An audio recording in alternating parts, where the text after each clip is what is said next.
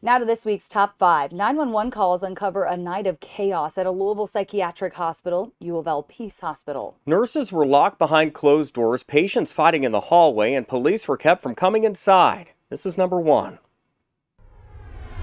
They have one patient for sure bleeding from the lip, was punched in the head multiple times and strangled. They have him inside of an office on 3 South Nurses Station, but the juvenile male assailant is trying to break the door down to the office. No! Get out! That's one of the patients banging. He's banging on the wall at the nurses station. Nurses called 911 around 8:30 at night on March 8th. They say 15 juveniles in the psych hospital were fighting and out of control, and staff was caught in the middle trying to break it up. All this while police were turned away by security. U of L Health released a statement saying officers should have been allowed in the psych hospital with weapons if they were responding to a call.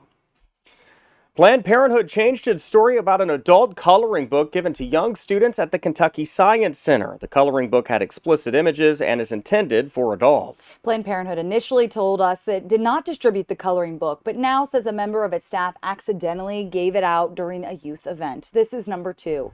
In a statement Thursday, a spokesperson said in part, "We have learned that a staff member inadvertently distributed an item that would not typically be used in a setting like this event, along with many other accurate and age-appropriate materials. While all material at the event was medically accurate, we apologize for this error and are reviewing our internal protocols," end quote. The Kentucky Science Center posted an apology earlier this week on Facebook. It said Planned Parenthood is no longer welcome at the Science Center after providing the material without the Science Center's consent. We're told hundreds of children, 8 to 13 years old, attended the event on March 21st. The University of Louisville has a new president. This is number 3. Dr. Kim Schatzel resigned after 2 years on the job. The Board of Trustees appointed Dr. Jerry Bradley the next president. He was U of L's executive vice president and provost. Schatzel gave no explanation for her departure. Police say the man who shot and killed a Louisville Metro Corrections officer is now behind bars. This is number 4. Police arrested 36-year-old Anthony Trabue after a brief standoff with LMPD SWAT officers. Earlier in the week, police arrested 35-year-old Christy Brumley. They say she admitted to bringing Officer Weta to the murder scene and said she was present when someone she knew killed Weta. Police say Trabue assaulted Weta before shooting him several times.